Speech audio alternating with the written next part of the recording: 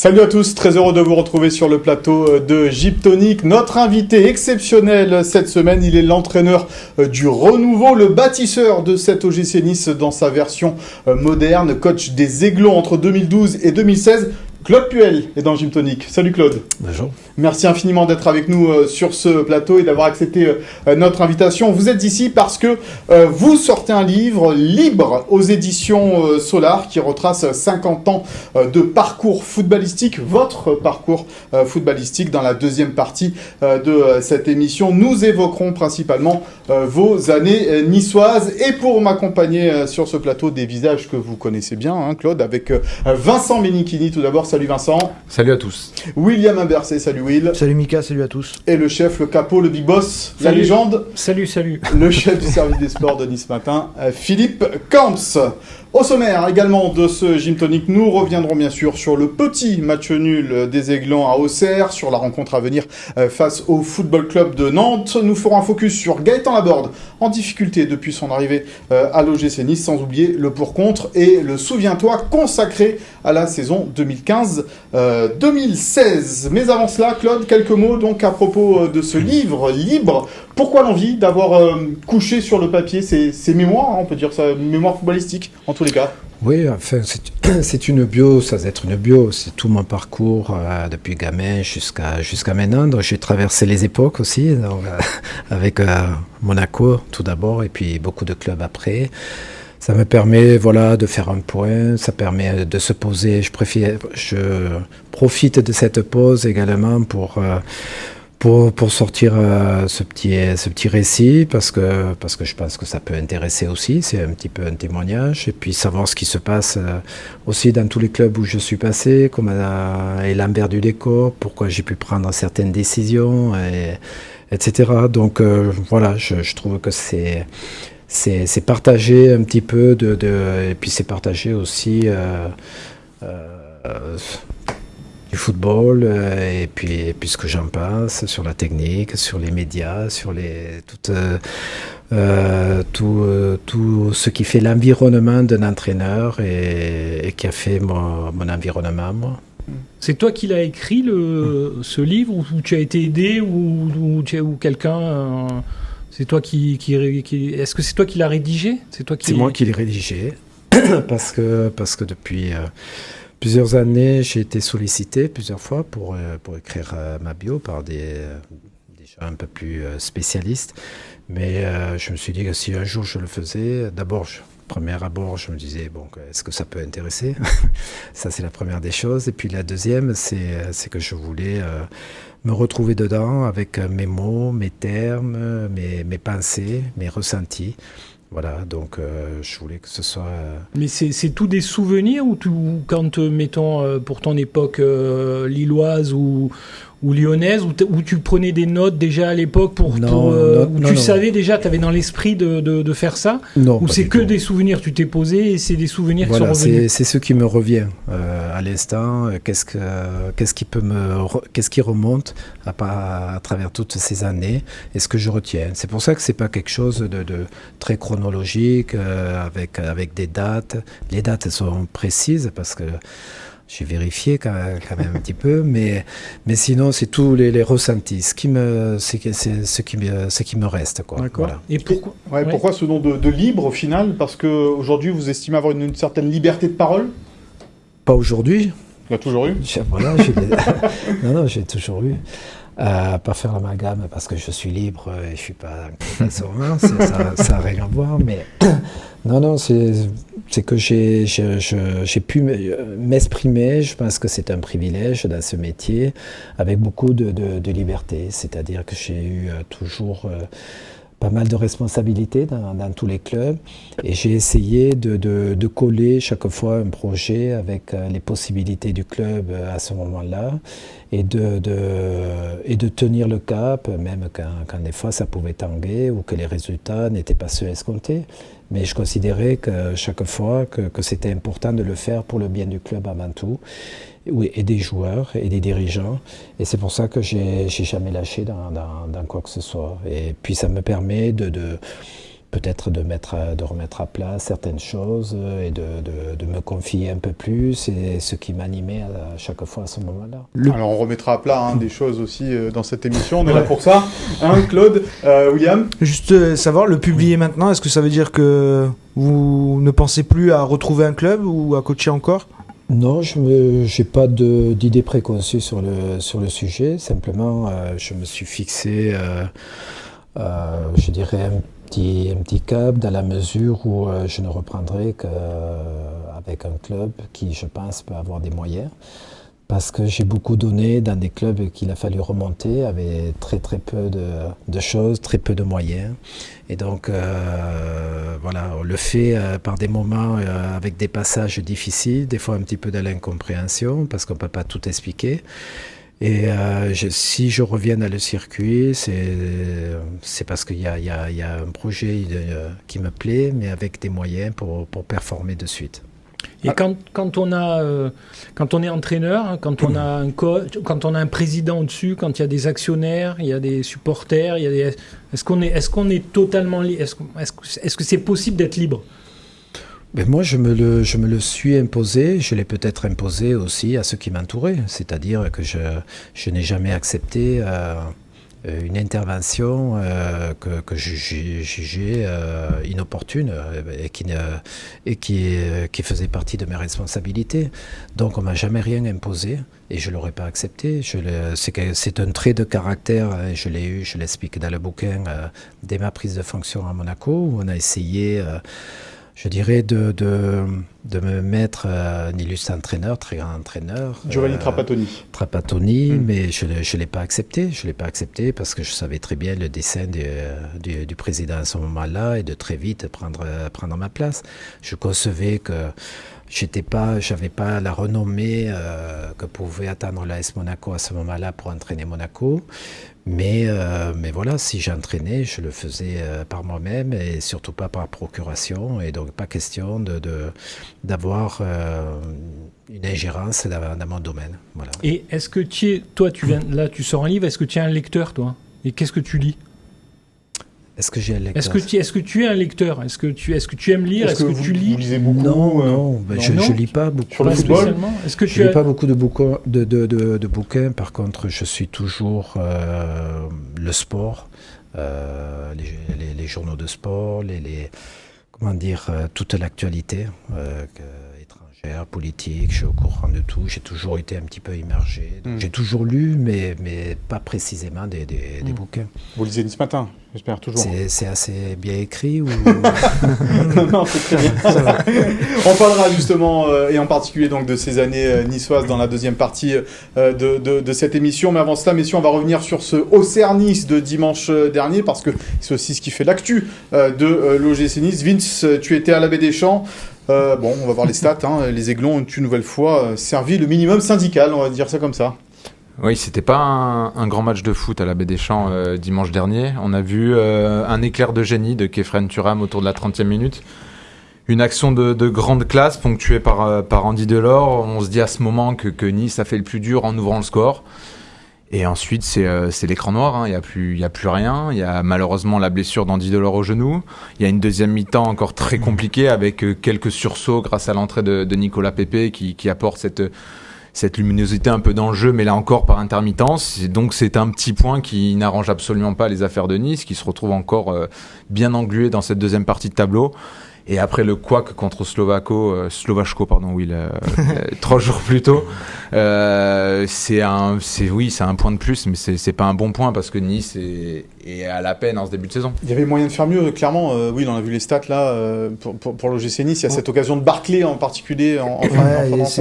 Mais c'est ça le malheur, c'est qu'il y a que cette occasion de Barclay en deuxième mi-temps. Donc certes, il la rate, mais on aurait aimé en voir d'autres des occasions.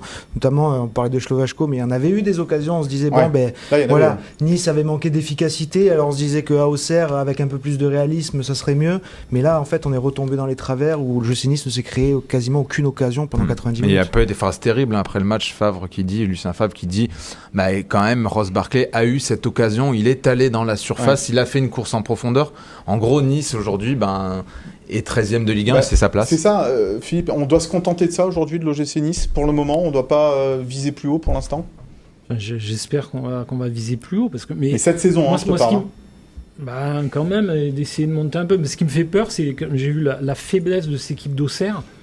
Et on sort avec un partout. Parce que franchement, Auxerre, c'était pas terrible. Qui venait de changer de coach.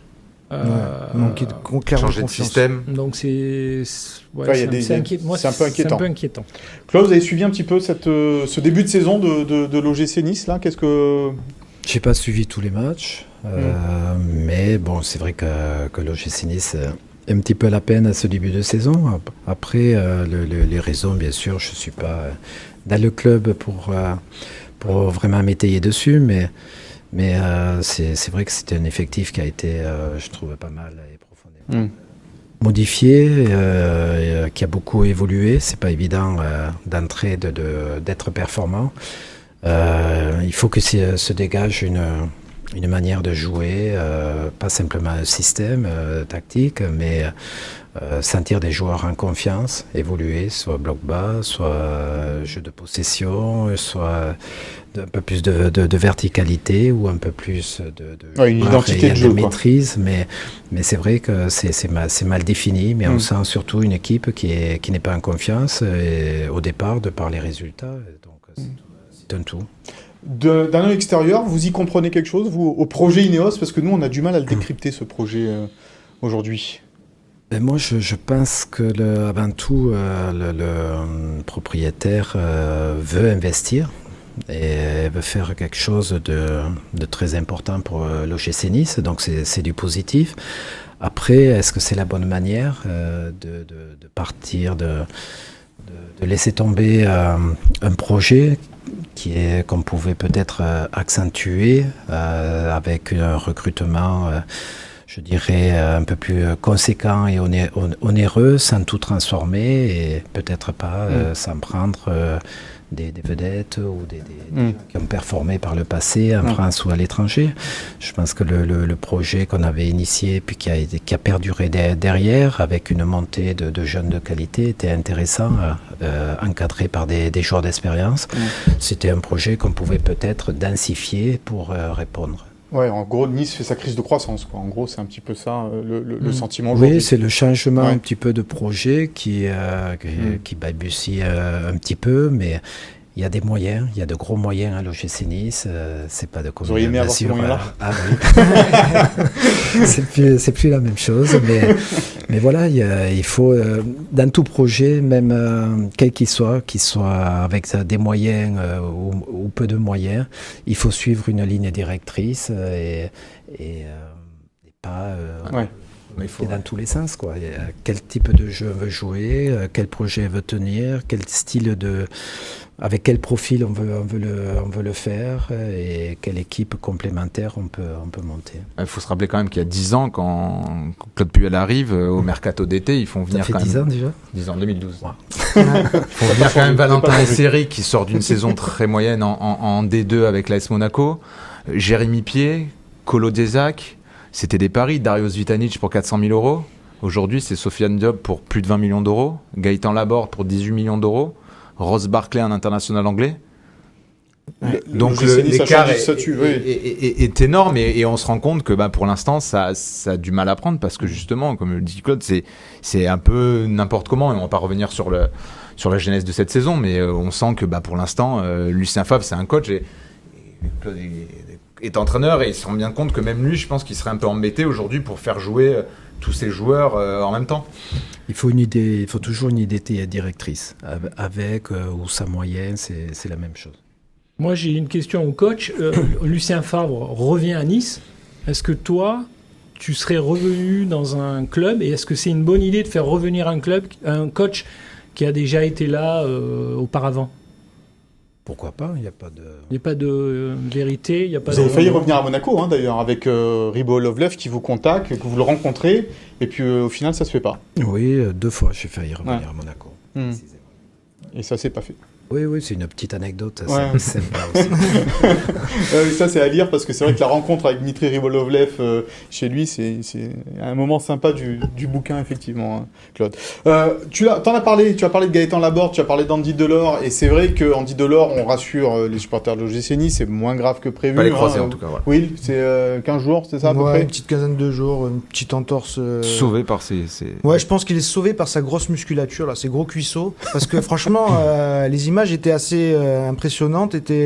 Même son entourage proche a eu peur, vraiment. Et puis au final, il est solide, Andy. Bon, tant mieux. En tous les cas, il reviendra d'ici une quinzaine de jours, on l'espère. En attendant, c'est Gaëtan Laborde qui va occuper ce poste d'attaquant de pointe de l'OGC Nice. Et c'est vrai, messieurs, on se posait la question en préparant cette émission. Il est un petit peu en difficulté depuis son arrivée, Gaëtan Laborde. On va regarder ses stats, bien sûr, avec 3 buts inscrits seulement depuis son arrivée au gym, alors qu'il en avait déjà inscrit 6 à Rennes en moins de matchs. Qu'est-ce qui se passe avec Gaëtan Laborde, Vincent ?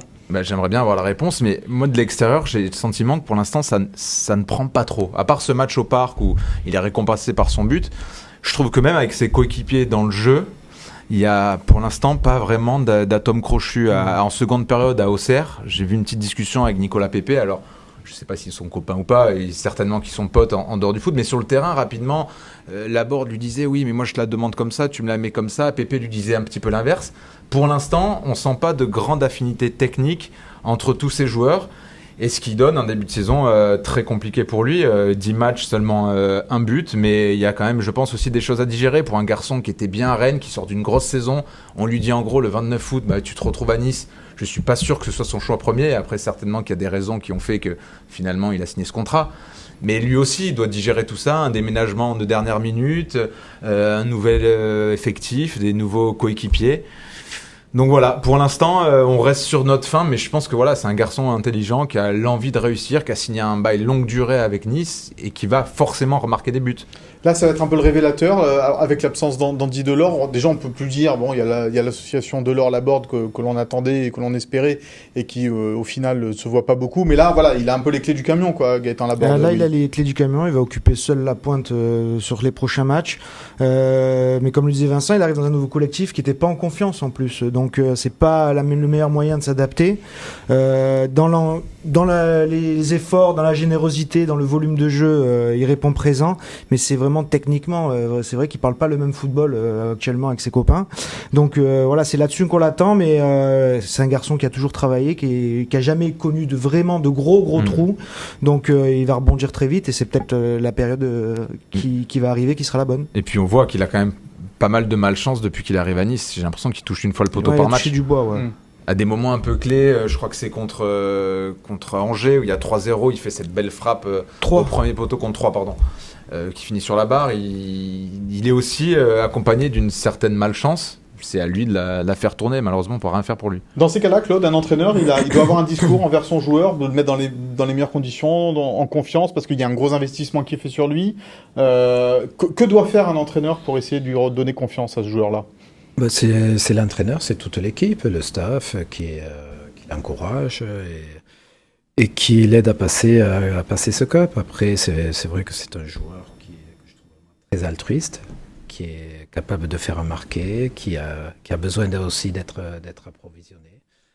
On parlait juste avant de son association aussi avec Pépé, mais Pépé c'est plutôt un joueur un petit peu un soliste qui va créer des choses pour lui-même, enchaîné par des frappes à rouler, etc. Donc, tout ça demande du vécu, parce que a priori, Pépé, c'est pas quand même un gars qui est un passeur, qui prend la profondeur. C'est un peu le Ben Arfa de 2016, Pépé, ça pourrait être ça, sauf qu'en 2016, à Thème, il a bénéficié de la confiance du staff, mais surtout de l'apport exceptionnel de deux garçons qui s'étaient mis à son service. Mais tu vois, Laborde, peut-être qu'il doit accepter lui aussi, par moment, même si c'est dans son tempérament, de se mettre peut-être plus au service de Pépé. Mais bon, ça, c'est l'équilibre d'un groupe. Ouais, moi, je trouve que c'est un très bon joueur. C'est vrai que l'association Delors-Laborde a super bien fonctionné à Montpellier. Est-ce que ça peut le refaire ici ? Ça, c'est une autre question. Ça, c'est une autre question, et on ne l'a pas trop vu. J'aurais plus cette question que celle d'un entraîneur éventuellement qui revienne dans un club. Est-ce que 2 joueurs sont faits pour rejouer ensemble? Oui, mais parce que chacun évolue, parce que les années passent également. Et voilà, je sais. On va écouter ce que pense en tous les cas son coéquipier Khéphren Thuram en conférence de presse sur Gaëtan Laborde, ses performances et comment il vit actuellement cette petite méforme, on va dire ça. C'est vrai qu'on perd un très bon attaquant qui est Andy Delors, mais Gaëtan fournit beaucoup d'efforts pour l'équipe, il court beaucoup, il nous parle beaucoup et il presse beaucoup. Je pense que si on demande aux défenseurs adverses, ça va être quelqu'un de très dur à gérer, même s'il a marqué qu'un but, comme vous l'avez dit, lors de ces 10 dernières rencontres, mais on a tous confiance en lui et on sait que c'est un très grand buteur, donc on va pas lui apprendre son métier. Il a un rôle de cadre, ça fait quand même assez longtemps qu'il joue en Ligue 1, donc quand il doit prendre la parole, il prend la parole et c'est bien d'avoir des joueurs comme ça dans l'équipe. Il a toujours été motivé, franchement, depuis le premier jour il est arrivé, il est motivé. Donc, non, je ne vais pas dire qu'il est plus motivé.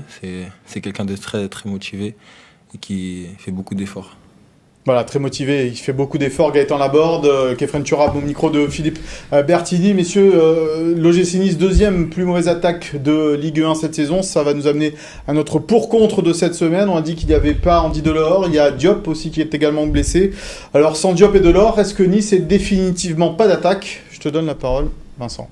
Moi, ce qui me contrarie en plus davantage, c'est de voir Amine Gouiri, qui était certainement l'un des attaquants les plus talentueux de cette génération, et même certainement en France, briller à Rennes. Ça voulait dire qu'on avait quand même un joueur de grande classe dans cet effectif qui brille sous les couleurs d'une équipe concurrente. Et aujourd'hui, on se rend compte que sans Andy Delors, le meilleur buteur niçois et celui de la saison dernière, et sans Sofiane Diop, celui qui permettait à cette équipe de bien jouer, de faire le lien avec Thuram, avec Laborde, un peu tous les autres, on se retrouve avec une équipe complètement bancale, parce que devant il va falloir justement compter sur cette association entre Pépé et Laborde. Mais si ces deux garçons ne fonctionnent pas ensemble, qui va prendre la relève derrière? Quand on voit en ce moment les entrées de Brahimi tout simplement catastrophiques, celle d'Illier qu'on ne voit plus parce qu'il a un petit peu disparu des radars, on se retrouve avec 4 joueurs et très peu de certitude à un moment charnière de la saison où Nice doit prendre des points pour revenir dans la course à je ne sais pas quoi, mais en tout cas remonter dans le classement. Donc pour moi, il est évident qu'aujourd'hui il manque quelqu'un devant. Ross Barkley pour l'instant c'est décevant, et ce n'est pas pour rien si Lucien Favre a tout fait en fin de mercato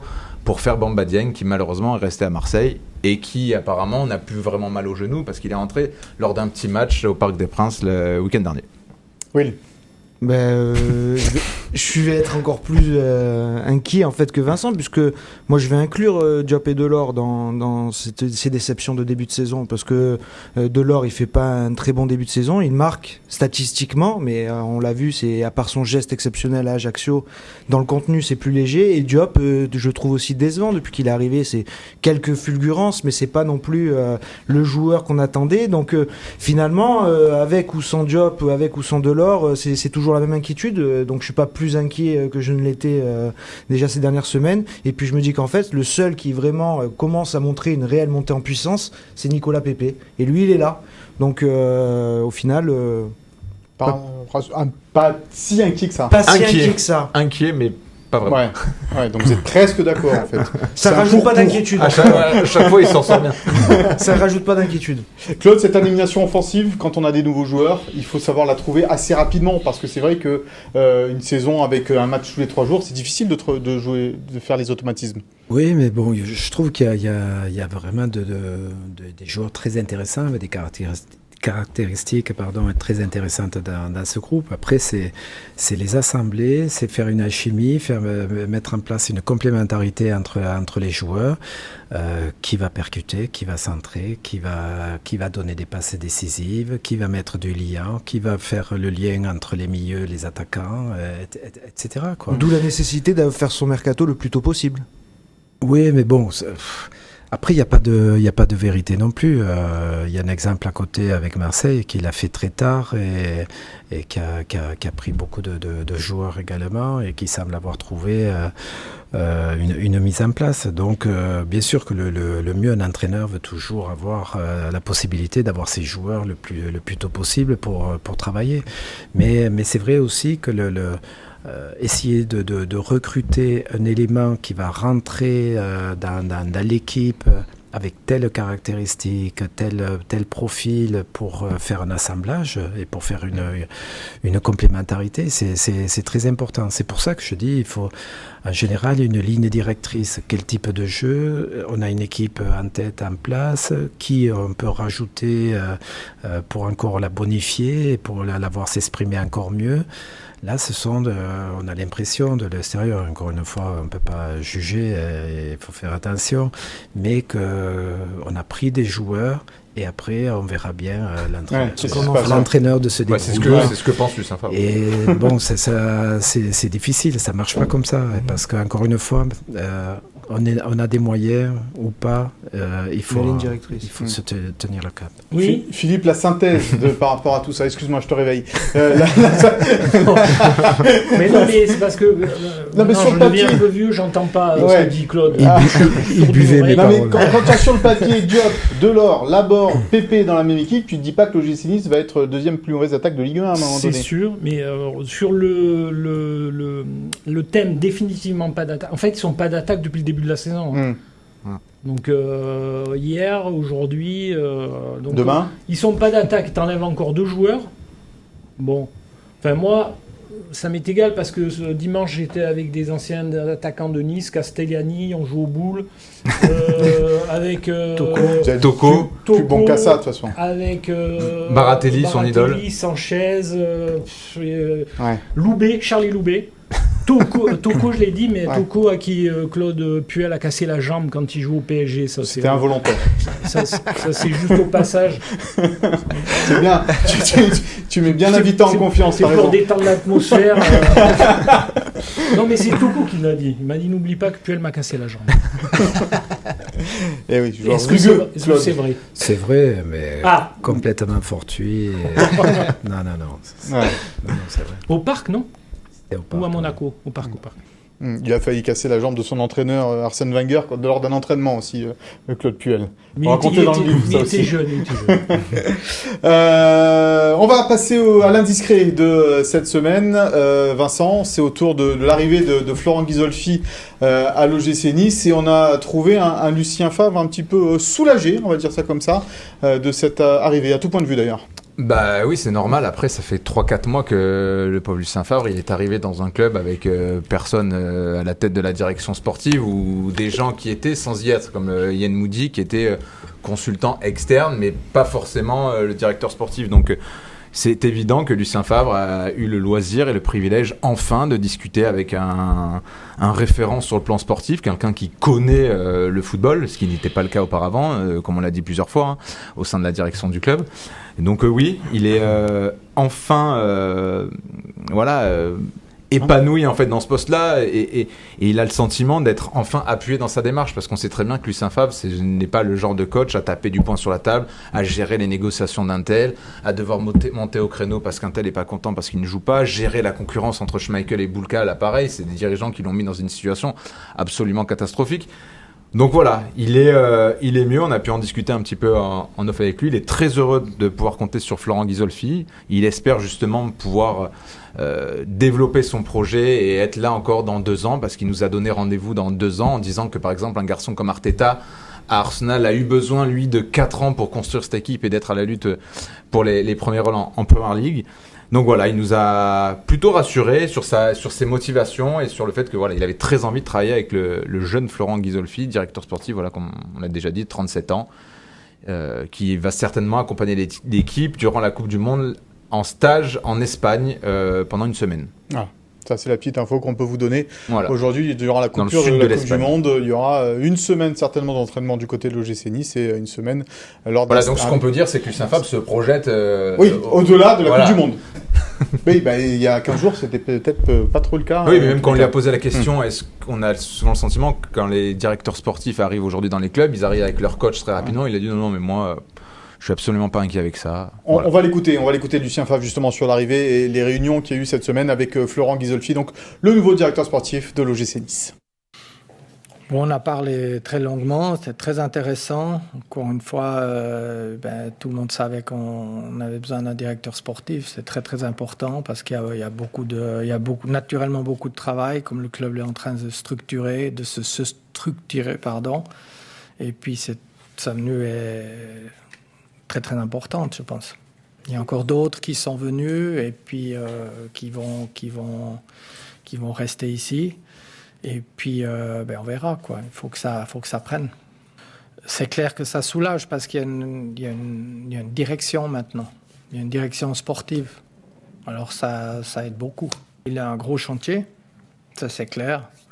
Et puis à ce niveau-là, bien sûr, j'espère qu'il pourra rencontrer tous les joueurs. Il a besoin de rencontrer du monde maintenant pour faire le point, quoi. Et ça, c'est très important. C'est très, très important. Voilà donc un Lucien Favre soulagé par l'arrivée du directeur sportif Laurent Ghisolfi à la tête de l'OGC Nice. Messieurs, on va passer rapidement sur le match à venir, Nice-Nantes. Nice à la relance, on peut dire ça comme ça, Will? Ouais, on dit toutes les semaines. On dit toutes les semaines, c'est ça le problème. Et puis voilà, moi ce qui m'intéresse peut-être, c'est Nice-Nantes, les retrouvailles après cette finale de Coupe de France complètement ratée. On retrouve Nantes. Alors de Nantes à Nantes, est-ce qu'il s'est passé que des choses négatives? Pour les deux clubs d'ailleurs. Ouais, mais bon, Nantes ça m'intéresse pas trop. En revanche, j'aimerais que Nice peut-être c'est un nouveau point de bascule. Les retrouvailles, ça peut compter dans les têtes, Philippe? Revanchard, c'est pas la même compétition, c'est pas. Il n'y a plus les mêmes joueurs. Si quand même à Nice, à Nantes ils sont quasiment tous. Mais à Nice, il y a quand même pas mal de joueurs. Finalement, on se rend compte avec du recul que cette finale aura fait des dégâts, quoi. Ouais, la finale qu'il fallait gagner. Et ça n'a pas été le cas. La compo probable de ce Nice-Nantes. On passe vite. La compo probable de ce Nice-Nantes, Will, tu peux nous la donner? On est parti sur un retour de Marcin Bulka dans les buts. Alors ça, moi je comprends pas. Chaque semaine, vous vous trompez dans les gardiens, les gars. Donc, en même temps, on n'est pas docteur, donc on savait pas que la gastro allait durer un peu plus longtemps que prévu. Voilà, parce que c'était une gastro qui l'avait empêché de jouer en Europa League, mais on pensait que nous parler de Kasper Schmeichel, parce qu'il est eu sous ses ordres. Ah oui, à Leicester, exact. Ouais. En même temps, si tu veux pas te tromper, tu mets Baratelli et puis on en parle. Ça fait 2 fois. À 3 fois, tu sais que c'est l'expulsion temporaire. C'est tout. Retour, oui, à une charnière à 3 avec Todibo, Dante, Viti. Dante, le retour. 39 ans. Ouais, toujours là et toujours bon. Donc il aura raté qu'un match, c'est pour la suspension. On retrouve donc la ligne de 4 avec le retour de Youssef Attal, qu'on espère celui-là un peu plus longtemps que d'habitude.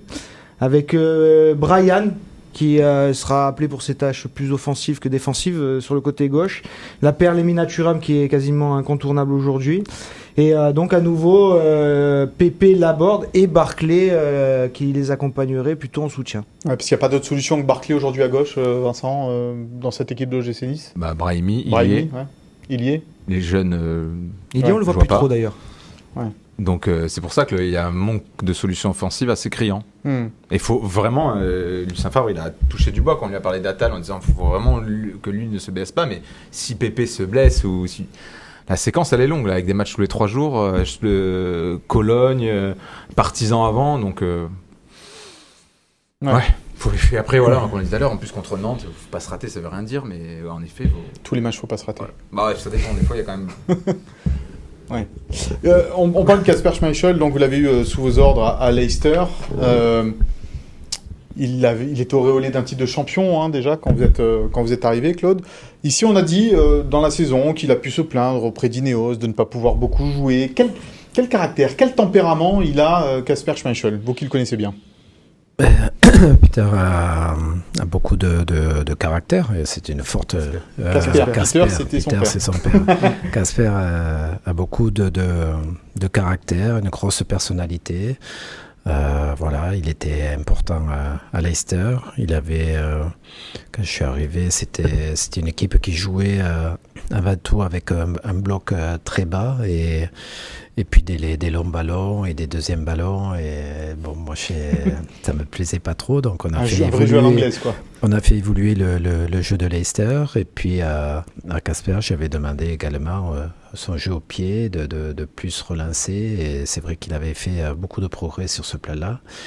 C'est aujourd'hui d'ailleurs son principal atout, Kasper Schmeichel. Oui, il est toujours performant. Après, voilà, c'est un gardien qui a beaucoup d'autorité, qui arrive aussi avec la barrière de la langue également dans un nouveau club. Il est resté, je ne sais plus, 10 ans, 8 ans, 9 ans à Leicester.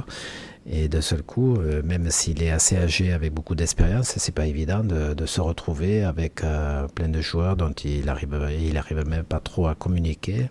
Voilà, c'est pas. Puis vous le dites, à Leicester, c'était plutôt des défenses, des blocs bas, moins avec vous, mais à Leicester, il a plutôt connu ça, et à l'OGC Nice, il se retrouve avec une défense très haute, donc plus d'espace à combler, peut-être avec lui sa défense, et lui, il aime pas trop sortir de son but. Il sera plus à l'aise, c'est sûr, avec du monde de sa surface.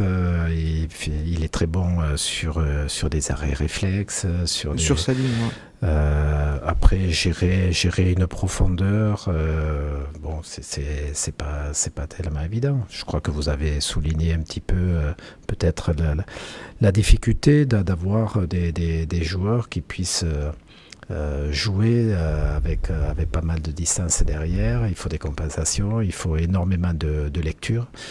Et c'est vrai que de la vitesse, pas spécialement, il faut surtout de la lecture, parce que Piqué et Puyol, ils n'allaient pas très vite à Barcelone. Mais ils pouvaient défendre avec 60 mètres dans leur dos. Mais ça demande beaucoup de travail et de complémentarité dans la défense, quand même. C'est un joueur, vous le racontez dans votre livre, Claude, qui a aussi été très marqué par la disparition du président, du propriétaire de Leicester à l'époque, parce qu'il a assisté à cet accident d'hélicoptère tragique. Il voulait se précipiter pour essayer de sauver. Oui, ça l'a marqué. Ça. Heureusement que les pompiers l'ont retenu parce qu'il voulait aller à l'hélicoptère, essayer d'ouvrir la porte alors qu'il était déjà en feu. Et puis quelques secondes après, l'appareil a explosé. Donc, non, c'est vrai, il a été très, très touché. Oui. Et vous aussi, d'ailleurs, vous le racontez également, c'est un épisode dans votre vie qui a été, qui vous a beaucoup touché. On a même cru à un moment donné que il y a eu des rumeurs que vous faisiez partie de cet avion, de cet hélicoptère, pardon. Et ça aussi, ça a été une période assez difficile. Oui, parce qu'il a fallu que je démente très vite, parce que ça prenait corde partout dans les réseaux sociaux. Mais c'est vrai qu'après, il a fallu, pour moi, représenter la parole du club. Donc, arriver à m'exprimer en anglais, et puis que ce soit au niveau des médias, des télés, et représenter le club, parce que le directeur football était auprès de la famille. Et donc, c'est vrai que c'était très, très particulier, avec des joueurs, un staff éploré. Pour remonter ça, c'était un truc de dingue, parce que tous les gens pleuraient, quoi. Ouais, on relativise après rapidement l'histoire du football. Voilà, c'est un match. Là, c'était vraiment un drame, quoi. Oui, c'est un drame et on s'y fait pas, quoi. Ouais, on s'y fait pas. Voilà ce que l'on pouvait dire dans la première partie de cette émission sur l'actualité de l'OGC Nice. Dans cette deuxième partie, on va rentrer un peu plus dans le vif du sujet avec Claude Puel et ses années niçoises. Mais avant cela, le Zap Gym, les coulisses de l'OGC Nice captées par les caméras d'OGC Nice TV. Moi j'aime bien Andy Delors. Un petit mot à Daouda, c'est surtout en mon nom, mais surtout au nom de tous les formateurs, les éducateurs qui l'entourent. C'est qu'il soit aussi aujourd'hui un modèle. Il signe un contrat professionnel, mais beaucoup de jeunes joueurs en ont signé. Donc c'est bien, on est fiers de toi, on est tous fiers de toi. Chacun d'entre nous passera à te le dire. Mais c'est que le début. C'est pas une finalité du tout. C'est pas du tout un aboutissement. C'est qu'une étape et c'est le début de quelque chose. Tu as décroché ce contrat et tu le mérites. Maintenant, il y a beaucoup de travail à faire et les choses sérieuses commencent. Comme il l'a dit, c'est qu'un début, c'est pas un aboutissement, il y a beaucoup de travail après. Il y a beaucoup de choses à travailler, j'ai beaucoup de choses à améliorer. Bon, t'es content, Daouda? Ouais, je suis content. Ça y est. Ouais, ça y est.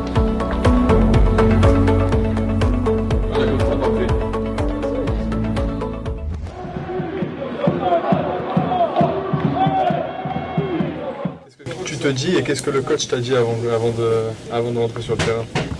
Il m'a dit de faire comme je sais faire et de ne pas jouer compliqué, de se concentrer directement sur le match, d'avoir effectué mes premières minutes en Ligue 1, ça m'a fait plaisir de jouer avec l'effectif avec lequel je m'entraîne tous les jours. Pour mes collègues, le staff.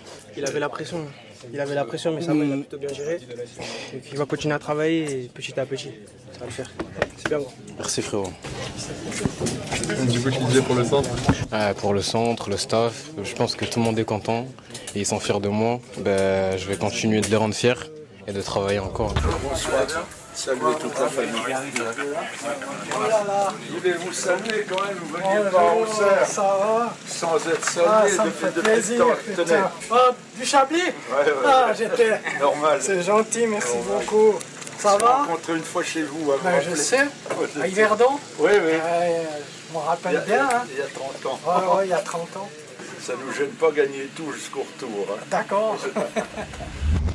Voilà donc pour ce Zabji, mais le plaisir de retrouver Giroud, quand même, malgré tout, messieurs. Alors, pour la petite info, Lucien Fabre n'a pas encore bu la bouteille de Chablis offerte par Giroud la semaine dernière à Auxerre. Tu l'aurais bu, toi, je pense. C'est notre petite... Oui, j'aurais pas perdu de temps, moi, effectivement. Allez, on va pas perdre de temps. On devrait la boire avant la causerie de Nice-Nantes. Il offrir un peu à tout le monde, peut-être. Ou après le match gagné. Ou après un match gagné, effectivement. Claude, on va s'intéresser un petit peu donc à vos années niçoises. Et je me souviens avoir été à votre conférence de presse de présentation en 2012 à l'OGC Nice, où vous avez prononcé cette fameuse phrase, je suis là pour réveiller la belle endormie, c'est d'ailleurs le titre de votre bouquin, et surtout d'avoir dit, je veux ramener Nice en Coupe d'Europe, en Ligue des Champions d'ici 3 ans. Ce jour-là, c'est vrai, certains ont souri, certains ont ri. Ça a étonné beaucoup de monde. Dans les 4-5 ans. Moi, ça m'a étonné. Ça m'a étonné. Franchement, ça m'a étonné. Non, dans les 4-5 ans, je dis que je voulais que Nice retrouve l'Europe. Sans préciser laquelle. La Ligue des Champions. Et puis j'ai dit aussi qu'une belle endormie, parce que Philippe peut témoigner, je pense, ici, c'est le seul peut-être qui puisse témoigner. C'est ça. Vu son grand âge. Sa grande expérience.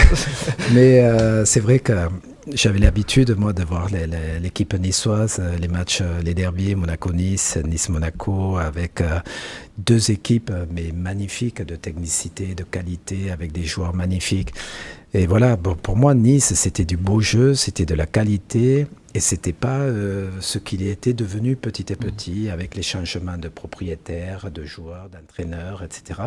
Et même, je pense que le jeune public niçois n'a pas connu cette vraie embellie. Pour moi, c'était une embellie de jeu, et que Nice, devait retrouver ses racines, entre guillemets, et retrouver de la technique, du jeu, voilà. Et c'est ce que vous avez réussi à faire, évidemment, avec 2 qualifications en Coupe d'Europe en 4 ans, ce qui n'était jamais arrivé. Dès la première, surtout. Dès la première saison, en plus. Avec un match charnière contre on en reparlera de ce moment-là. Mais juste, il y a un joueur qui a marqué cette période, et vous en parlez aussi dans votre livre, c'est Kevin Hanin. Vous en parlez avec... Oui, il est arrivé juste après, oui. Juste après. Il arrive en janvier 2012, Kevin Hanin à l'OGC Nice. Et c'est vrai que il a eu les soucis qu'on connaît. Il a eu son terrible accident qui l'a rendu paraplégique. Mais quel joueur talentueux, Kevin Hanin. Et quel joueur attachant aussi. Oui, tout à fait. Mais il fallait le découvrir. Et c'est vrai qu'il avait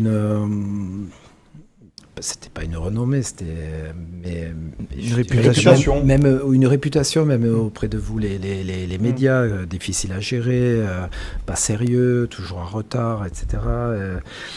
Mais quand on grattait, quand on discutait avec lui, d'abord c'était un fondu de foot, il adorait ça, et ça pour moi c'est très important, chaque fois dans mes entretiens. Et puis après c'était... à petit, à force de parler, il s'est confié sur son mal-être. Et c'est vrai qu'il avait un mal-être très très profond qui interférait dans la façon d'être à l'heure, dans son travail invisible, dans son professionnalisme. Et souvent, il faisait des erreurs de comportement, mais qui n'étaient pas dues parce qu'il était effronté ou manquait de respect. C'est parce que vraiment, il était à la peine envers lui-même. Dans sa vie personnelle. Et c'est vrai qu'il y a eu cette période en août 2012, pardon, où il part, 5 mois, il part se ressourcer chez lui. Et là, quand on est coach, qu'est-ce qui se passe? Parce qu'on a besoin de ce joueur-là. Il a de la force, il est talentueux, mais aussi on sent qu'il a aussi besoin de se ressourcer. Oui, mais bon, il y a un travail à faire avec lui. essayer de le comprendre et de l'amener toujours, pas à se soigner, mais à retrouver de l'allant, à retrouver une certaine régularité, et puis à faire accepter ça à ses partenaires aussi. Parce que c'est jamais évident, ça peut être, et c'était perçu par certains comme quoi il n'était pas sérieux, un passe-droit. Et non, pour ceux qui me connaissent, il n'y a pas eu souvent de passe-droit. Mais vous avez l'appui en plus de votre capitaine qui était Didier Ligard, qui le connaissait très bien, qui le connaissait bien, mais comment il s'appelle, avec Renato par exemple. Bon, lui c'était c'était comme ça, bien structuré, très professionnel. Il me dit mais quoi, et puis après, voilà, c'était des discussions avec Renato aussi pour lui expliquer ce qui se passait exactement et ce qu'il fallait faire, et que lui et ses partenaires devaient l'aider également à revenir parmi nous. Et voilà. Vous insistez quelque part dans votre livre là-dessus, justement, que Kevin Hannin est peut-être le joueur qui vous a fait ouvrir un peu plus votre manière de manager les joueurs. Vous ne le faisiez pas de cette manière-là peut-être avant. Vous êtes quelqu'un qui ne donne pas de passe droit, mais avec Kevin Hannin, vous avez un peu ouvert la porte à certaines choses. Et est-ce que c'est pas un Kevin Hannin qui vous a aidé aussi à mieux appréhender un Hatem Ben Arfa qui jouissait d'une réputation tout aussi sulfureuse ? Peut-être. Je sais pas si ça a été un déclic entre guillemets, ou si parce que je l'ai fait quand même pour beaucoup de joueurs qui avaient besoin de certaines choses pour pouvoir s'exprimer, parce que j'ai pris beaucoup de gamins qui étaient à côté, qui n'étaient pas recrutés dans les centres de formation, ou qui passaient à côté de leur carrière. Il y a beaucoup d'anecdotes sur le sujet, et donc quand on rencontre des personnes comme ça qui sont un petit peu au banc, il faut les écouter, il faut savoir où peut être le manque, qu'est-ce qu'on peut faire pour les aider. Donc c'était pas vraiment simplement par rapport à Kevin, c'est ma manière de fonctionner, même si je parais comme ça autoritaire, mais encore une fois, on ne dure pas dans la fonction si quelque part on n'établit pas les contacts.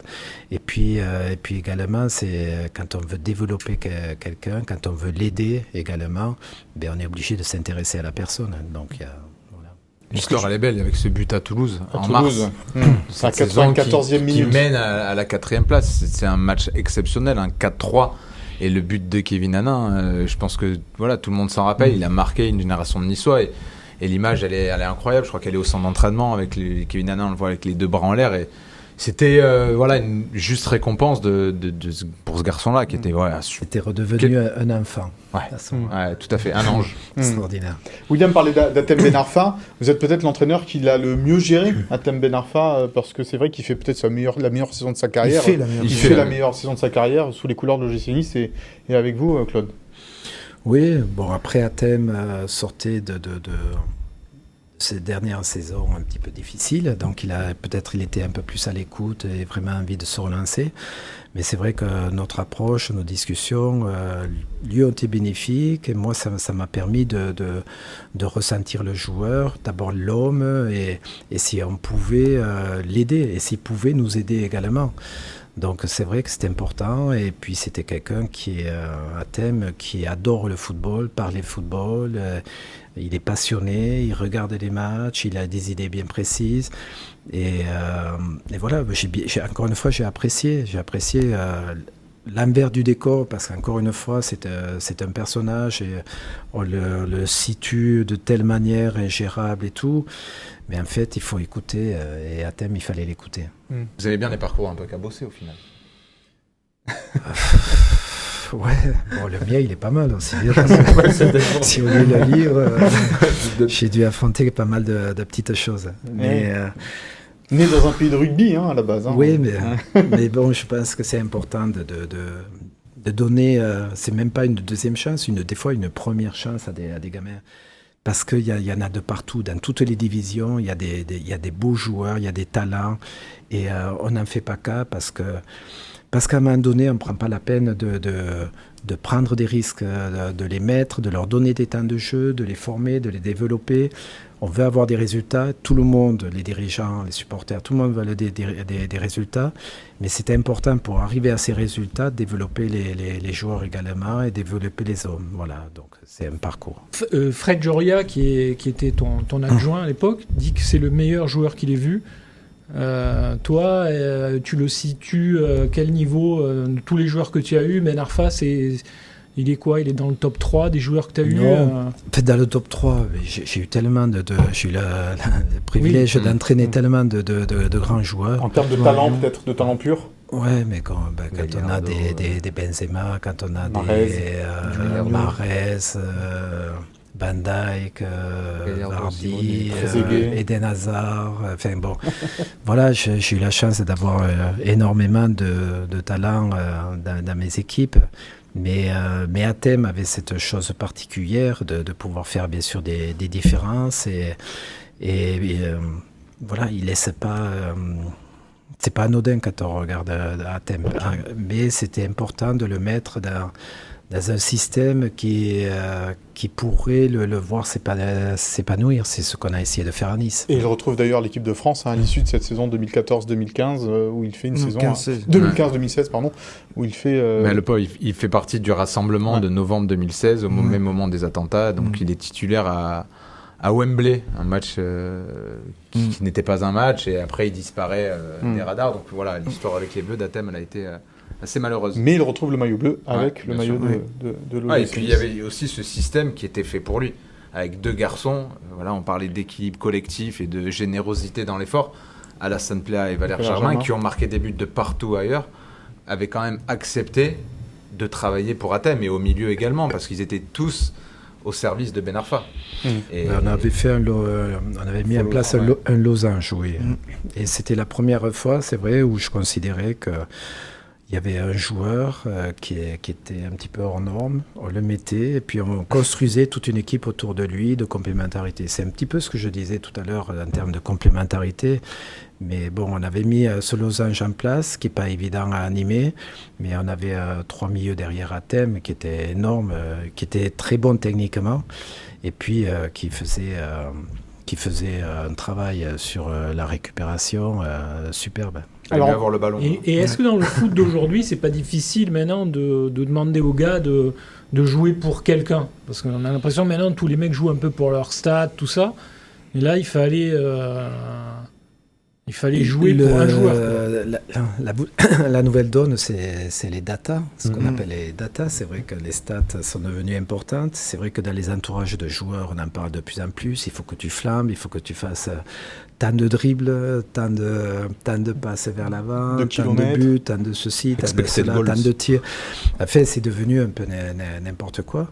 Mais je le dis, j'ai l'habitude de dire que le métier d'entraîneur est toujours en évolution et toujours de plus en plus difficile parce que c'est le seul homme de l'équipe, du staff, du club qui rame un petit peu en contre-courant. C'est-à-dire que tout le temps à individualiser le parcours des joueurs, alors que lui, il essaie de les rendre collectifs, de les mettre dans un collectif et de leur faire penser collectif. Et avec tout un entourage des joueurs qui dit le contraire. Donc c'est très costaud, mais c'est ce qui fait l'intérêt du métier aussi. Il doit y avoir pas mal de matchs dans votre carrière où vous avez des regrets, Claude, en tant que joueur ou en tant qu'entraîneur. À l'OGC Nice, il y en a peut-être un, je sais pas, hein, ça c'est moi qui dis ça, mais le match, la confrontation contre Apollon Limassol, ça c'est un vrai regret de ne pas avoir passé ce tour préliminaire de Ligue Europa. Oui, c'est vrai que ça peut être considéré comme ça parce que d'abord c'était un match qui était pas évident parce qu'on était en plein mois d'août, juste à la reprise, à la sortie d'entraînement intensif, et on jouait tous les 3 jours et on avait un programme, on avait 7 matchs je crois dans ce mois d'août et c'était très costaud. Et c'est vrai que je n'avais pas fait débuter de 3 joueurs, voilà, pour les faire rentrer notamment en deuxième mi-temps et comme ça répartir les temps de jeu. Mais vous regrettez ça aujourd'hui de ne pas les avoir alignés d'entrée, ces 2 joueurs, parce que ça a été la première petite crispation peut-être. Non, c'est pas d'avoir regretté de ne pas les avoir alignés. C'était bien dans un processus d'être performant de partout. Par contre, je regrette c'est de ne pas avoir senti que c'était un match préliminaire.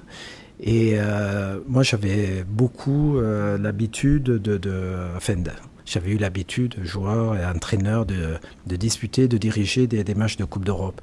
Et donc, moi, je ne m'en faisais pas tout un truc bon, c'était un match préliminaire, il fallait y être, etc.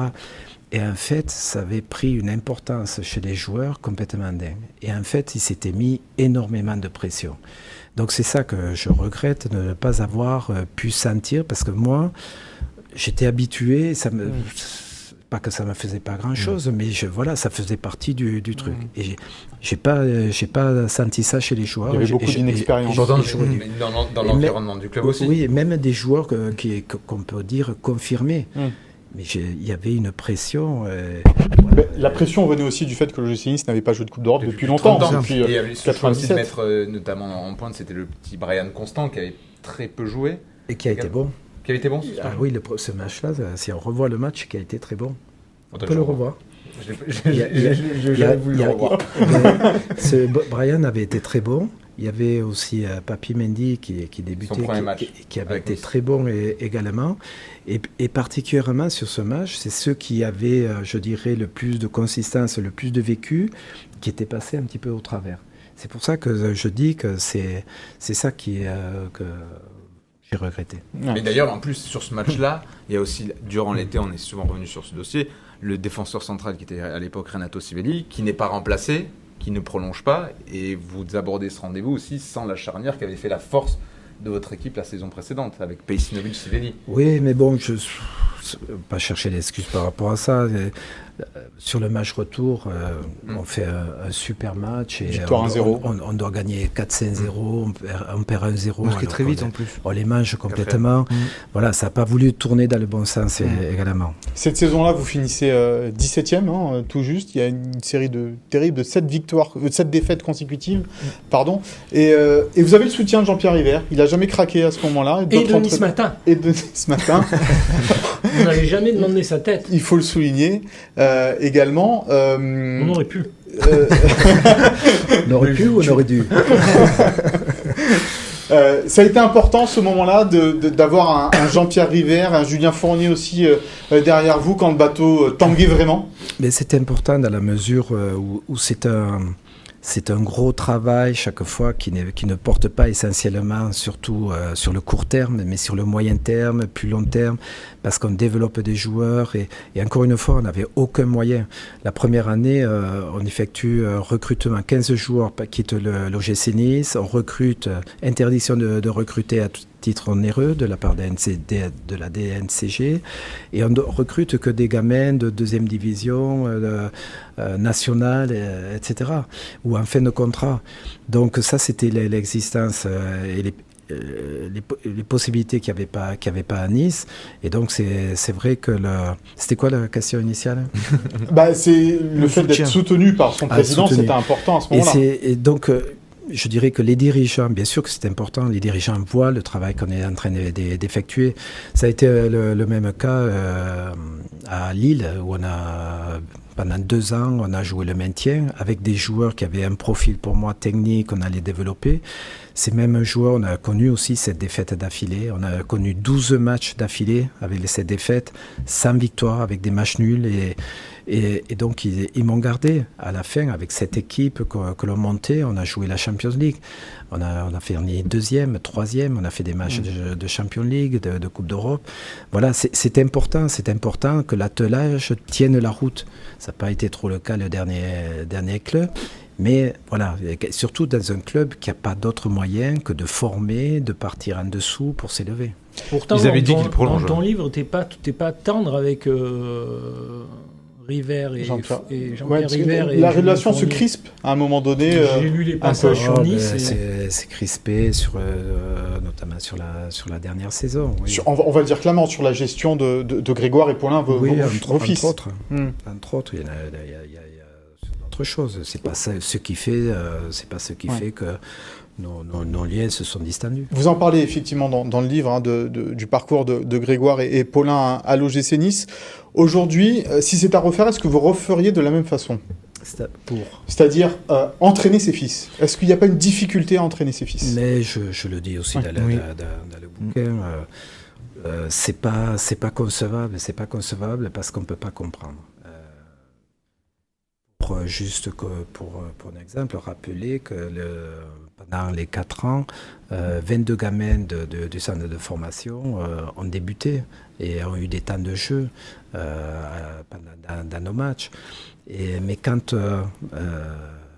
les différents joueurs ont des temps de jeu, des fois ça se passe bien, moins bien, et puis on recommence parce que ça fait partie du développement du joueur. Mais ce que j'ai fait avec eux, en fait, je ne pouvais pas le faire avec Grégoire, dans la mesure où de suite c'était le fils et puis c'était taxé, bon ben voilà, lui il est pistonné ou ce genre de choses.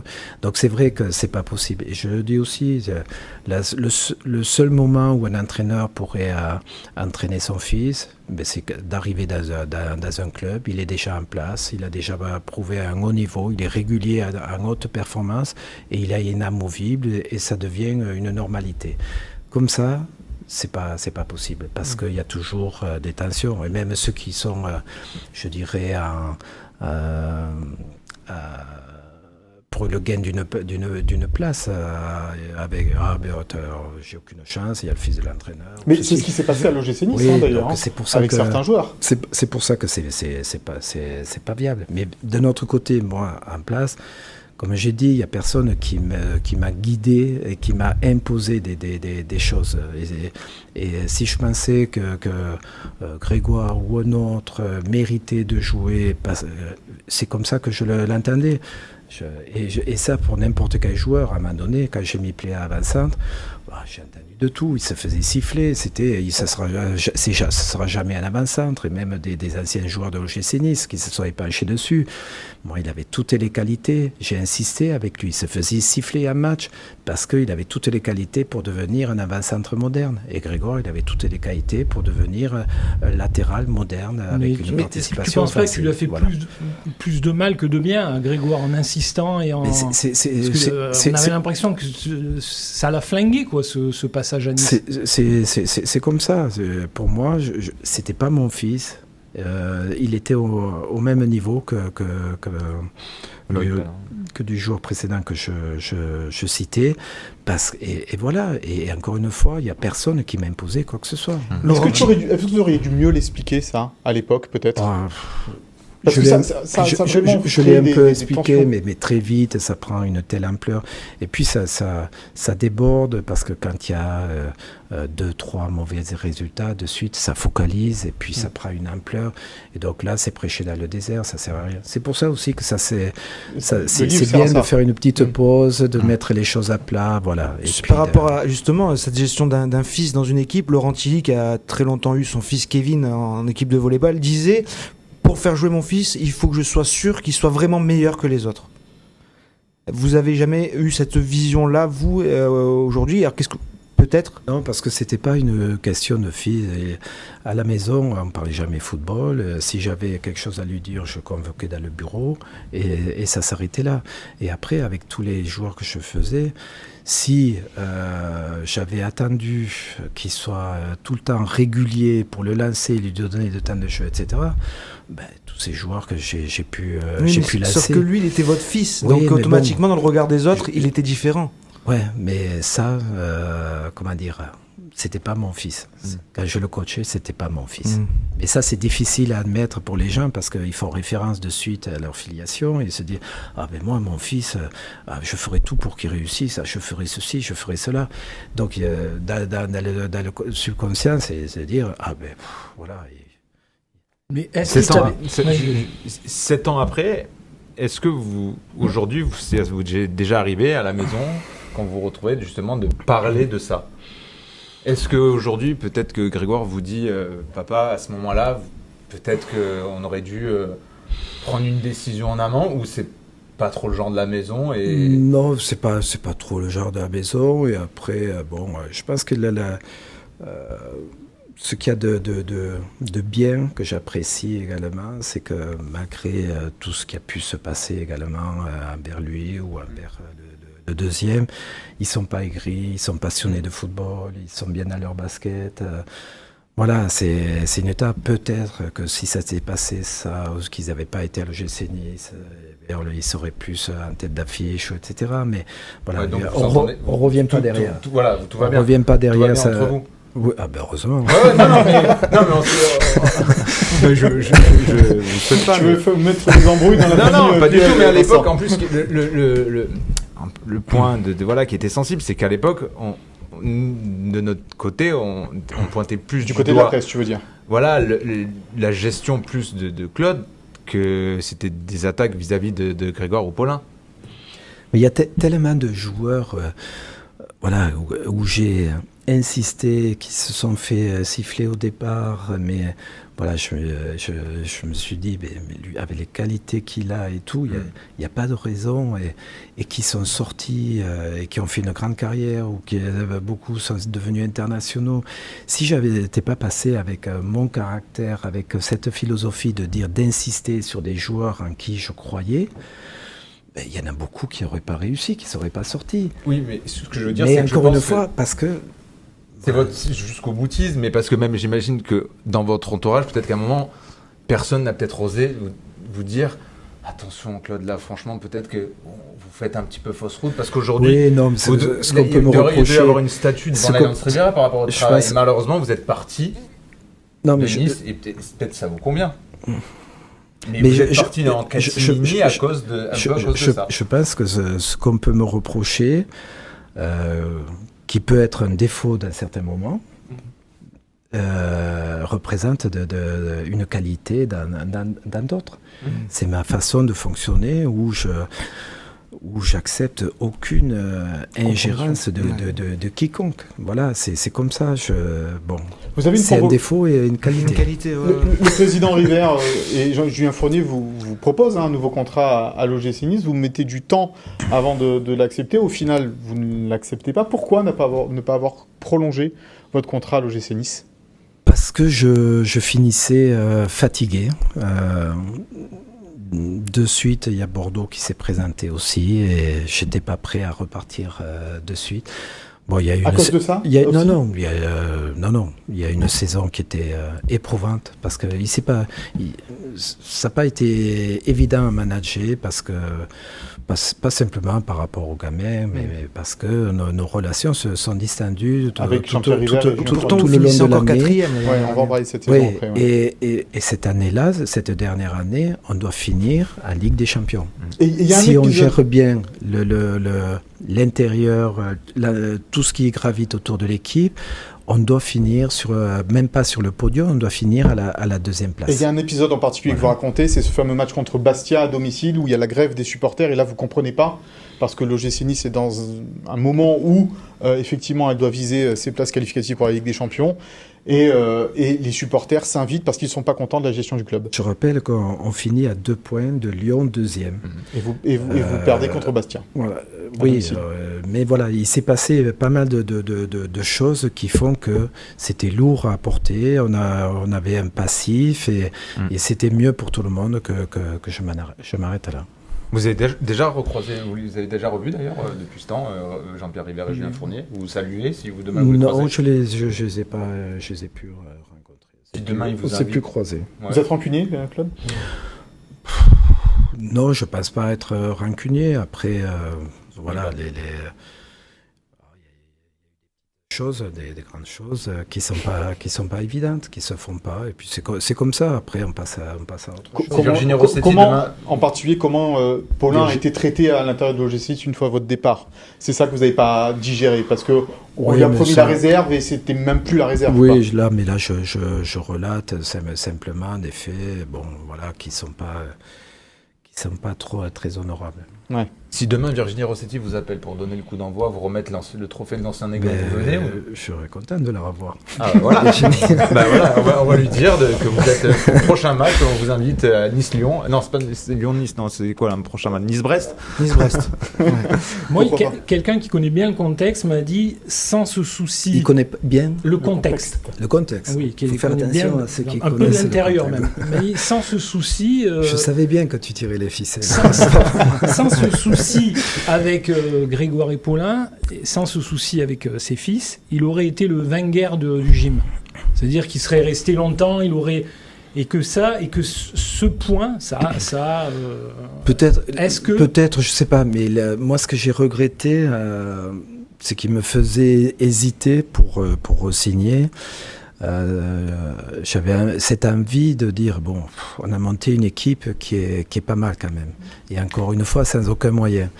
Et c'était l'accompagner dans les matchs européens où il fallait encore passer des paliers, où il fallait apprendre à jouer tous les 3 jours, parce que ça s'apprend également. On pense, tiens, on va faire la Coupe d'Europe, tout le monde est content, mais jouer la Coupe d'Europe et jouer des matchs tous les 3 jours, c'est très très costaud et ça prend vraiment. Et j'avais envie de continuer à développer cette équipe et enchaîner ces matchs-là. Voilà, et c'est ce qui me faisait dire, est-ce que, allez, je reste, on met tout de côté. Mais bon, voilà, j'étais fatigué, j'avais perdu durant l'année également 3 personnes qui m'étaient très proches. Est-ce que tu n'as pas perdu trop d'énergie dans ce seul contre tous ? À un moment donné, tu étais, avec cette histoire Grégoire Paulin, tu étais un peu seul contre tous. Et est-ce que tu t'es pas dit, c'est peut-être le tous qui a... Peut-être que la vérité, elle est en face. Est-ce qu'à un moment donné, tu t'es pas dit, je me trompe, quoi ? Tu veux me faire dire que j'ai eu tort et que tu avais raison. Est-ce que toi, le seul contre tous, tu te dis pas, bon, ben voilà, moi c'est comme ça, point barre. Non, j'étais souvent contre la Vox Populi, entre guillemets, parce que si je considérais que c'était bien, encore une fois, pour le club, je bougeais pas. Et le contexte des défaites ou quoi ne me faisait pas changer de cap.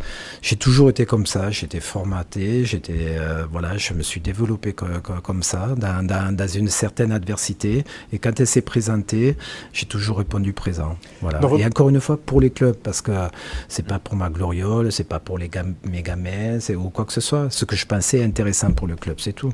Dans votre livre, vous parlez aussi de votre relation avec les médias, c'est important. Vous avez été consultant pour Radio France auprès de Jacques Vendroux pendant la Coupe du Monde. Et là, vous avez appris à connaître un petit peu mieux les journalistes et le métier de journaliste. Ça n'a pas été souvent facile non plus dans vos rapports, y compris ici, avec Nice Matin, y compris avec les personnes autour de cette table. Qu'est-ce que vous avez appris dans votre rapport avec les médias et les journalistes ? Qui sont passionnés, qu'ils aiment le club, ils écrivent sur le club, mais que voilà, ils vivent pour le club également. Après,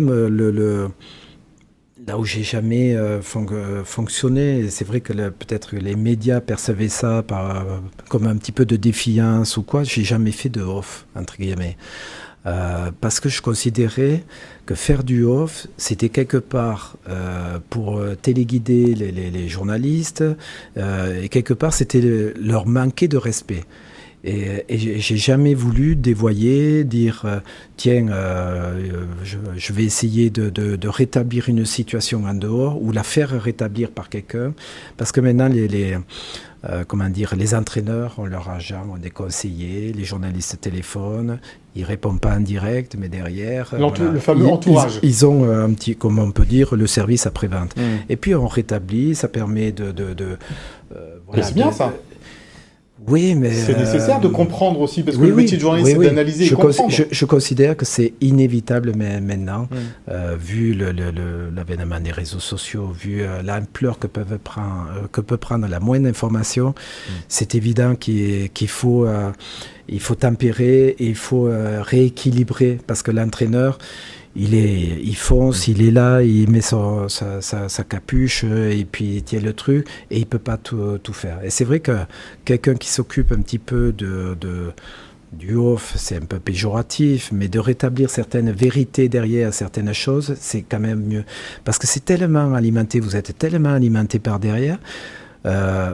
Des fois, vous êtes alimenté par des gens qui veulent simplement se placer et faire entendre leur truc. Et combien de fois, c'est pour ça que des fois, j'étais un petit peu heurté, un petit peu peut-être agressif, c'est qu'il y avait des fake news qui sortaient.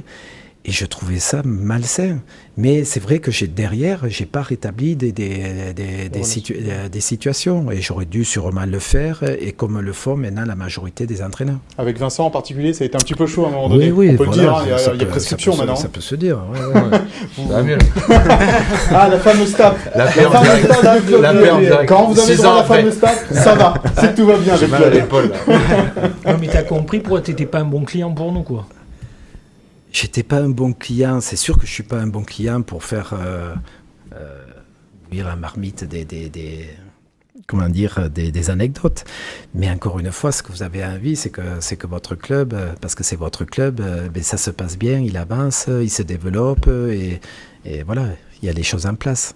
En plus, voilà, ce qu'on peut comprendre, c'est que dans la situation qui était celle de Claude à cette époque, en tant que père de famille, au final, je pense que c'était très difficile à admettre que voilà, certains journalistes dont je faisais partie fassent par moment la leçon. Donc voilà, nous aussi, moi aussi, je peux faire aussi. Avec ton petit air arrogant, là. Hein, non, mais voilà, aujourd'hui, je sens d'être papa et je peux comprendre ce que Claude a pu ressentir. Et bah, c'est un nouveau Vincent. Bah, c'est bien, cette émission a servi à réconcilier Claude Puel et Vincent Menichini, on est très heureux. Mais bon, encore une fois, j'essaie au maximum, on dira que c'est peut-être pas évident et peut-être pas vrai, mais de détacher cette filiation du contexte.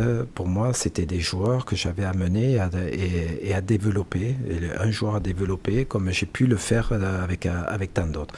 Et c'est vrai que je trouvais complètement injuste de pouvoir le faire avec tous les gamins que je sortais et de pas pas pouvoir le faire avec lui parce que c'était mon fils. Donc c'est vrai que ça m'aurait pilé. Voilà.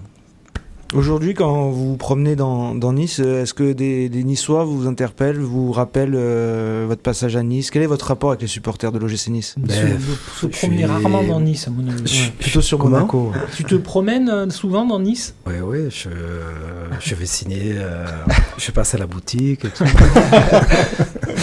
Non, mais bon, je suis agréablement surpris parce que c'est toujours des témoignages, des remerciements par rapport à mon passage ici, ce que j'ai pu apporter au club, et c'est ce qui reste et je la suis gré. Voilà. Oui, vous dites que vous êtes surpris parce que peut-être avec les supporters les plus virulents, les plus chauds, ça n'a pas toujours été facile. Oui, ça n'a pas été facile, parce qu'encore une fois, ça vient de mon caractère, qu'on ne m'impose rien, qui que ce soit, et c'est comme ça, encore une fois, c'est ma façon de fonctionner. Mais même quand la dernière saison, 2015-2016, vous rentrez peut-être de déplacement, après notamment les grandes victoires à Saint-Etienne, tout ça, et que vous voyez 500 supporters niçois à l'arrivée du bus, ça vous plaisait pas trop, ça non plus? Devoir mettre 1 heure pour pouvoir rentrer... Ah non, il n'y a pas de problème, là, non. Mais c'est parce qu'il avait l'habitude de Monaco où la sortie, il pouvait passer tranquillement. Mais il y a toujours une forme de protection. Il y avait un petit drapeau qui secouait comme ça. Je te rappelle que tu es le chef des sports de Nice Matin et de Monaco Matin également. J'avais omis. Mais c'est une forme de protection, c'était un peu mille excuses. Si ce n'est qu'à Monaco, en fonction du nombre d'habitants à Monaco et du pourcentage qu'il y a au stade, je trouve que ça doit être semblable à l'OGC Nice. Voilà, et encore, je pense que Monaco est au-dessus par rapport au remplissage de l'OGC Nice. Non, mais c'est bien parce qu'il finalement, il ne sera pas invité. Il ne sera pas invité par le club, finalement. Mais par de Monaco, oui. Finalement, non. Puisque vous en parlez de Monaco, il y a eu dans le livre, vous en parlez aussi, le départ d'Arsène Wenger est selon vous causé par ce qui a pu se passer à l'époque entre Monaco et Marseille. Vous non, il n'a pas son départ. Mais ça coïncide dans tous les cas. Non, son départ est après. N'a rien à voir avec cette période-là. Aujourd'hui, vous estimez floué? On vous a volé un titre à Monaco? On peut le considérer, mais c'est pas ce que je retiens. Il s'est passé ce qui s'est passé. Moi, vous dites certains joueurs de mon équipe ont levé le pied. Mais ce qui m'a fait mal, c'est ça. Ouais. Ce qui m'a fait mal, c'est ça. C'est-à-dire pouvoir penser, parce que de la façon dont je donnais sur le terrain pour l'équipe, pour mes coéquipiers, penser qu'il y en a qui aient pu ne pas défendre correctement les couleurs du club. Mais moi, même encore, ça me rend fou, quoi. Pourquoi ça sort pas, ça? Pourquoi il n'y a jamais eu de preuves? Pourquoi il n'y a jamais eu de...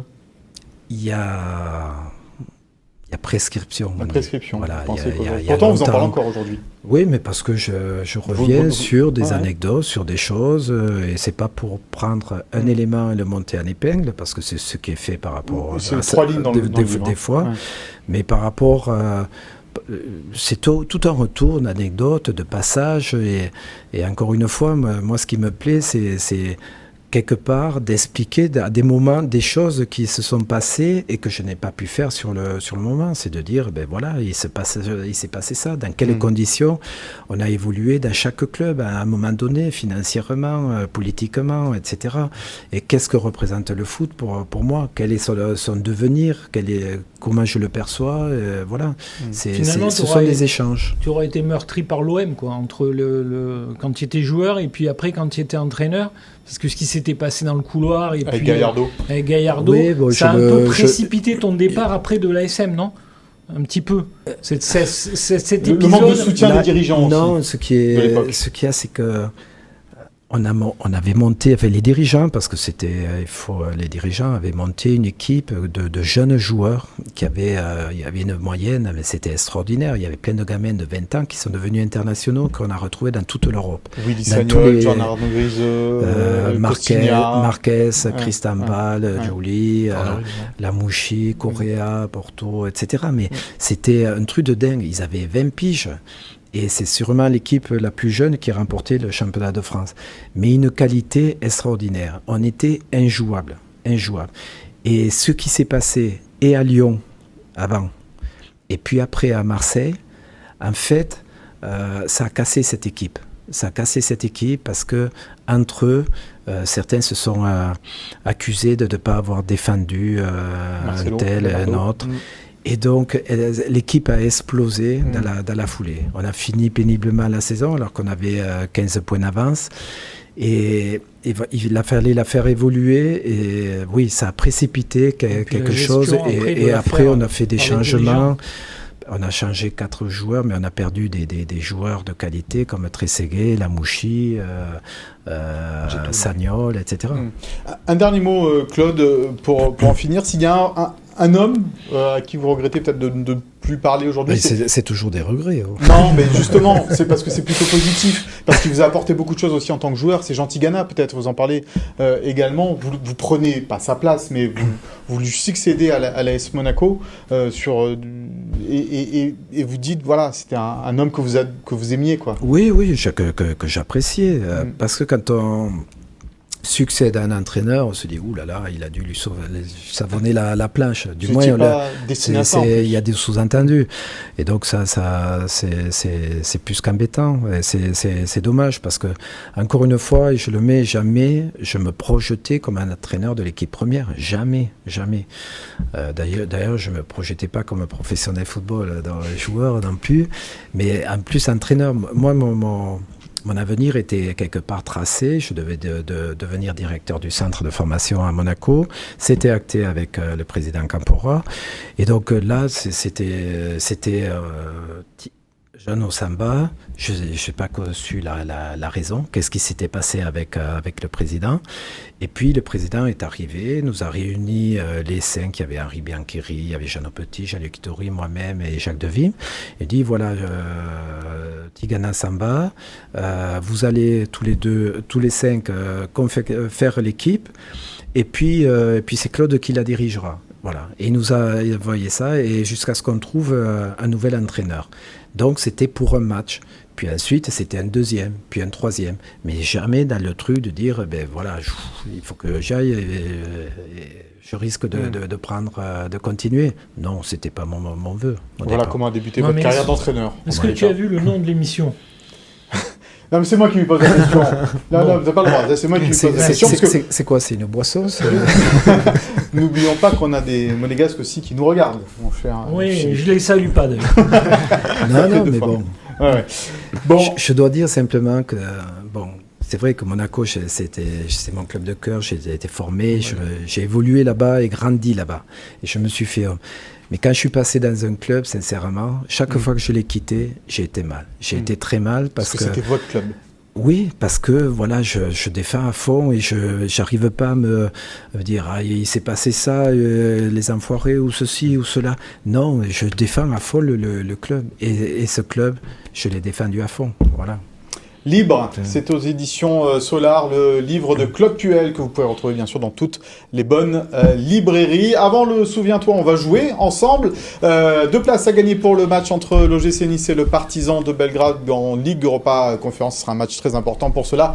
Vous en avez l'habitude, il faut pronostiquer le bon score de Nice face à Nantes dimanche après-midi avec le hashtag Gymtonic, donc le score et le non-débuteur de cette rencontre. Vincent, on va passer au Souviens-toi pour terminer cette émission sur une note positive, hein, pas que des regrets. Souviens-toi les papiers que tu m'as fait. Il y en a eu pas mal de papiers de Philippe Camps qu'on aurait pu mettre dans le Souviens-toi, mais là on va s'intéresser à cette saison 2015-2016 parce que malgré tout, elle est fantastique, même si elle va vous a laissé un petit goût d'inachevé. Malgré tout, Claude, voilà, en tous les cas, elle s'est déroulée dans des conditions difficiles, mais Vincent, cette équipe-là de l'OGC Nice, ça joue au football. Ouais, c'était honnêtement une symphonie et on a eu le privilège avec William de la suivre cette saison, même si avec Claude on n'était pas forcément partis sur la même longueur d'onde au début, mais on a fait en sorte de collaborer de manière très professionnelle. Disait, Alain Fauré, il est fait bien jouer. Et en plus, il est fait bien jouer. Donc voilà, ça a vraiment été un privilège de suivre cette saison, même voilà, si je me rappelle, c'était pas forcément facile toujours en conférence de presse, mais on voyait. Il y a quelques passages où c'était un peu compliqué. T'étais un fantôme dans la salle. Et donc ça démarre sur un match à 3 où je me rappelle un match assez exceptionnel, Ben Arfa qui réalise des choses remarquables, et le lendemain on avait fait un billet, je me rappelle, plaisir, pour justement dire que c'était pas fait souvent, ça, hein. Un jeu assez exceptionnel déployé. Il y a ces matchs exceptionnels aussi à l'automne, à Saint-Etienne, à Rennes, avec un thème Ben Arfa grandiose. Un milieu composé de 3 petits bonhommes exceptionnels, Mendy, Seri, Cosiello. Sur le côté, Jérémy Pied, Ricardo, le marchand Bonne-Mère en charnière centrale. Et devant, voilà, ce trio, Ben Arfa, Germain Pléa. Et on s'est régalé tout au long de la saison parce que c'était devenu... le l'OGC Nice était devenu une sorte de référence... aux yeux de la France du foot. On nous appelait pour nous demander alors c'est quoi un petit peu le jeu, le fameux jeu à la sauce niçoise, et ça finit sur un match grandiose, une atmosphère assez inoubliable, hein, contre Saint-Etienne, une victoire 2-1 si je me rappelle bien contre le Saint-Etienne de Galtier, ce but de Valère Germain, une Alliance Riviera en fusion, et Nice qui retrouve l'Europe au bout d'une saison qui a marqué toute une génération de Niçois et qui aurait dû valoir à Claude une statue, mais finalement il est parti quelques jours après. J'ai esquivé la statue. Mais de là, je retiens, j'ai toujours dans mon téléphone un but. Je crois que c'est Valère Germain qui le finalise. Mais la conception, elle est magnifique. Il y a 9 ou 10 passes à 2 touches de balle et ça joue. L'équipe adverse, elle est en place, basse, et c'était un truc magnifique. Voilà. En termes d'intelligence, de jeu et de qualité, j'ai beaucoup apprécié. Mais c'est vrai que cette période-là correspond un petit peu avec Monaco de mes débuts.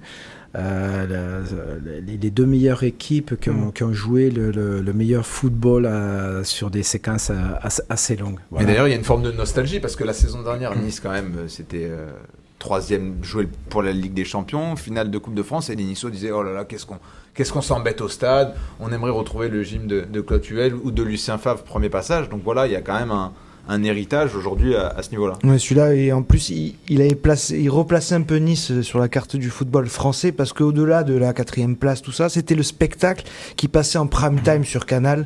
Rennes et Saint-Etienne, c'est 2 matchs consécutifs sur Canal, et le dimanche soir, et 2 corrections et 2 matchs plaisir, à 2 fois Ben Arfa exceptionnel.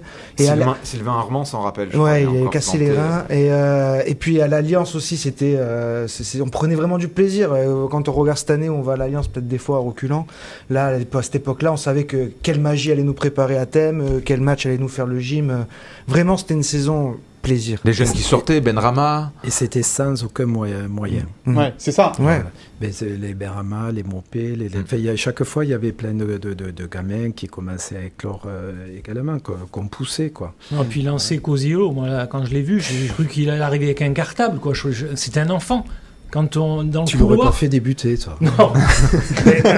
Non. Ça, il fait confiance aux jeunes.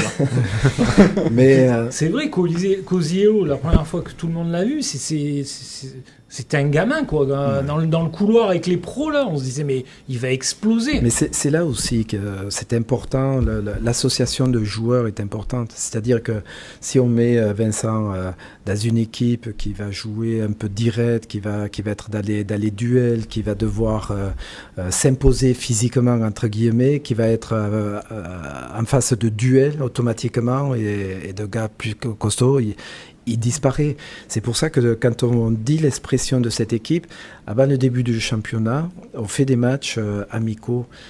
Slovénie. Il y avait Naples, il y avait Galatasaray, Beşiktaş. On leur met une toile. Et puis, je réunis les joueurs, j'ai dit, voilà, normalement, on n'a pas une équipe pour jouer en première division. Je leur dis ça. Parce que c'est un championnat qui est physique, c'est des duels, c'est des longues courses, c'est de la vitesse, du jeu vertical, etc. Ce que je vous propose, si vous êtes d'accord, on va jouer avec vous, c'est vos profils, et on va s'imposer, et on va essayer d'exister dans ce championnat de physique. Voilà. Et le challenge, il va être là. Et on a débuté la saison comme ça. Vous l'avez aimé cette équipe, vous l'écrivez aussi dans votre bouquin. J'ai aimé cette équipe. Et aujourd'hui, vous avez encore des joueurs avec qui vous gardez une relation proche, vous vous contactez? Non, fait bon, ça arrive, ça m'envoie un texto de temps en temps, mais de partout. J'ai des gamins, en fait, ça reste des gamins pour moi, mais qui ont arrêté, ils m'envoient des textos. Je sens qu'ils sont très, bien sûr reconnaissants, mais je ne suis pas quelqu'un qui entretient comme ça. Tiens, comment tu vas? Et par contre, quand je revois les joueurs, je les croise, c'est un réel bonheur, voilà. Il y a plein d'anecdotes sur la carrière de Claude Puel en tant que joueur, en tant qu'entraîneur. C'est dans Libre aux éditions Solar. Claude, merci beaucoup d'avoir été avec nous sur ce plateau.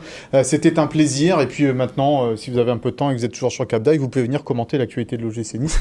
Ça ne nous dérange absolument pas. Messieurs, merci beaucoup. Merci à toutes et à tous de nous avoir suivis. Merci à Sophie Doncé, Chloé Wargard et Philippe Bertini à la préparation et à la réalisation de cette émission. Merci pour votre fidélité. On se retrouve la semaine prochaine. Bonne semaine à tous.